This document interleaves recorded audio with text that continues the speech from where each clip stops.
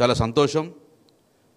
వెనుకబడిన కులాల జేఏసీగా ఏర్పాటు చేసి అన్ని పొలిటికల్ పార్టీ కలవాలని చెప్పేసి వచ్చేసిన జేఏసీ చైర్మన్లకు, కో చైర్మన్లకు అందరికీ పేరు పేరున స్వాగతం, సుస్వాగతం, నమస్కారాలు. ఒక్కటి మాత్రం చెప్పగలుగుతాం మీ ద్వారా సమాజానికి, ఇక్కడ సమావేశం అయ్యేది ఏ కులానికి వ్యతిరేకం కాదు, ఏ వర్గానికి వ్యతిరేకం కాదు, ఎవరికో వ్యతిరేకం కాదు. కానీ మా హక్కులకు భంగం కలిగితే డెఫినెట్గా పోరుబాట పట్టేందుకు బీసీలు ఎప్పుడూ సిద్ధంగా ఉంటారు. 40-50 సంవత్సరాలు 60 సంవత్సరాల నుంచి బీసీలకు అన్యాయం జరుగుతుంది, సహించాం. అన్యాయం జరుగుతూనే ఉంది, సహించాం.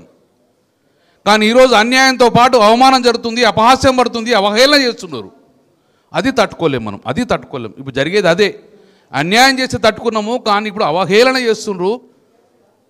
ఆ అవహేళన మాత్రము ఎట్టి బస్సులో తట్టుకోలేరు. ఈరోజు ఓటర్ లిస్ట్ అన్ని పేరు లేదు, 4 కోట్లన్నీ సంఖ్య తగ్గింది. అన్నిట్లో కూడా అపహాస్యం చేస్తే భావితరం మనం క్షమించదు. దయచేసి మేము ఎక్కువ సమయం తీసుకోము. అసెంబ్లీలో మాట్లాడినా, నేను అసెంబ్లీలో మాట్లాడితే ఎదురుజాడి ప్రభుత్వం నా మీద ఏం మాట్లాడి, నేను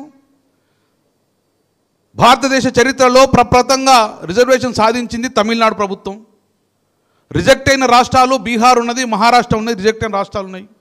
ప్రభుత్వం ఈ చిత్తశుద్ధి ఉంటే తమిళనాడు తరహా పోదామా, బీహార్ తరహా పోదామంటే ఏందా పెళ్లి శాపనార్థాలు పెడుతున్నాం చెప్పి గొల్లేసిండ్రు, ఎదురుదాడి చేసిండ్రు. నేను ఆ రోజు చెప్పినా, మీరు ఎంత ఎదురుదాడి చేసినా రాజ్యాంగ సవరణ జరిగింది. 6 నుంచి 7 సార్లు తమిళనాడు కోర్టు కొట్టేస్తేనే 92లో పోయి 94లో నీకు సవరణ జరిగింది. అలా చెయ్యండి, లేకుంటే జీవో ఎట్టి పోస్తో చెల్లదు. నువ్వు నిజంగానే ప్రభుత్వానికి జీవో ఇచ్చే అవకాశం ఉంటే 22 ఏళ్ళు ఎందుకు కాలాపన చేసినావు, జీవో చెల్లదు అని చెప్పడం జరిగింది. అనుకున్నట్టే ఏ కోర్టు కానీ సంఖ్యాపరంగా చూడది, చట్టపరంగా చూస్తుంది, రాజ్యాంగపరంగా చెల్లదు. కాబట్టి నువ్వు ఎంత వాదించినా, ఎంత ఇంప్లెంటనే కోర్టే అంటది చట్టానికి వ్యతిరేక అవుతుంది. కాబట్టి చట్టం తయారు చేసుకుంటాడు. చట్టం తయారు చేసినాక ఇప్పుడు మనం కూర్చోవాల్సి వస్తుంది. చట్టం తయారు చేసినాక, ప్రొటెక్షన్ ఇచ్చినాక ఏ కోర్టు కూడా డెఫినెట్గా మనకు ప్రొటెక్షన్ ఇస్తుంది. దానికి ఏకైక మార్గము జీవోలు సరిపోవు. దయచేసి నేను ఒకటే చెప్తున్నాను, రాజ్యాంగ సవరణ నారగుని మాట్లాడినప్పుడు రాజేరాజు అటు రేపు ఇద్దరు మాట్లాడిన విధంగా డెఫినెట్గా రాజ్యాంగ సవరణ అయితేనే దీనికి ప్రొటెక్షన్ వస్తుంది. ఈరోజు మనం సమావేశం కూర్చున్నప్పుడు టీవీలలో సమాజం, బీసీ సమాజం మొత్తం కూడా మీద నమ్మకంతో చూస్తుంది. డెఫినెట్గా భగవంతుడు ఒక గొప్ప అవకాశం మనకు కల్పించింది. ఇంతకన్నా మానవ జీవనం ఇంతకన్నా గొప్ప అవకాశం లేదు.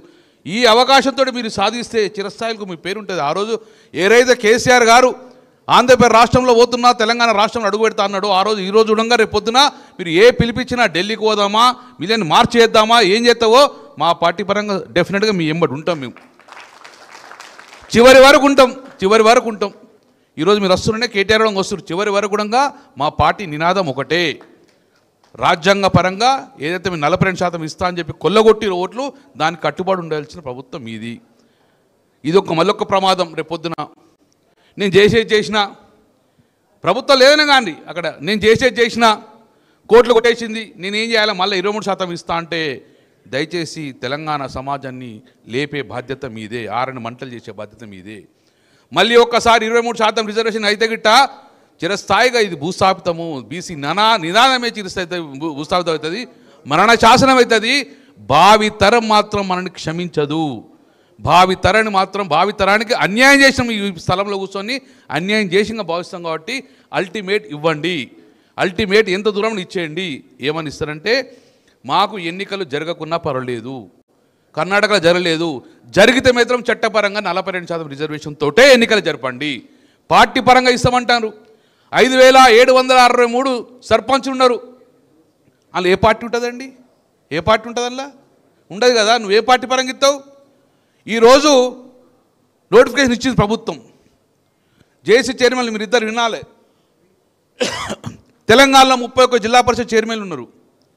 దాన్ని 45% కేటాయించారు, 13 కేటాయించారు, 13 బీసీలు కేటాయించారు. మా కరీంనగర్ జిల్లా ఉండగా బీసీలు కేటాయించారు. బీసీలు అందరూ సంతోషంగా ఉన్నారు. ఎవరైతే మా బీసీ అవుతామని చెప్పేసి, రేపు 23% చేస్తే మళ్ళీ మా బీసీ ఓసీ అవుతుంది అంటే నోటికాడ బుక్క తీసుకొని అపహాస్యం చేసే పరిస్థితిలో మళ్ళీ ఉంటుంది. ఎట్టి పసులో 23% ఒప్పుకునే లేదు. 42% ఇంకా 10 సంవత్సరాలు అయితే 20 సంవత్సరాలే. కానీ చట్టపరంగా రాజ్యాంగ సవరణ చేసే ఎన్నికలకు వెళ్ళాలి అని చెప్పేసి ప్రధాన డిమాండ్ తోటి మీరు ముందుకెళ్ళండి. ఆ తరహా రేపు పొద్దున బంద్ పెడతాం, డెఫినెట్గా బంద్ సక్సెస్ చేస్తాం, స్వచ్ఛందంగా వచ్చి బంద్ సాధిస్తారు.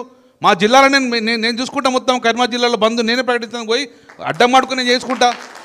అలాగే అందరికి బాధ్యతలు అప్పయిపోండి, అందరికి బలవంతం ఏం లేదు. ఒక పిలుపునిస్తే బీసీ సమాజానికి అందరు కూడా వర్గాలకు వస్తారు. కాబట్టి మీరు ఇమ్మీడియట్గా బంద్ అయిన తర్వాత దయచేసి ఒక్కరోజు గ్యాప్ ఉంచకండి, మళ్ళీ షెడ్యూల్ ఇవ్వండి. మొత్తం ఇప్పుడు మనం హైదరాబాదు జిల్లాలకు ఉన్నది, గ్రామానికి చేరాలంటే ఈ ఉద్యమం బలోపేతం కావాలి. మనందరి మీద బాధ్యత ఉన్నది. గుజ్జకృష్ణ మాట్లాడతలేడు, సబ్జెక్ట్ అంతా నాకు ఆయన ఇస్తాడు. అందరిలో ఆవేదన ఉన్నది, సత్యమన్న, అందరిలో ఆవేదన ఉన్నది.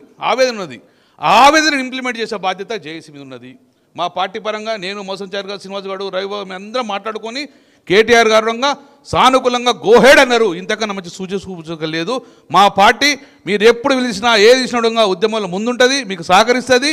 చివరి వరకు అవసరమైతే ఢిల్లీకి రమ్మన్నడంగా ఢిల్లీకి వస్తాము, కానీ జంతర్ మంతర్ రాము.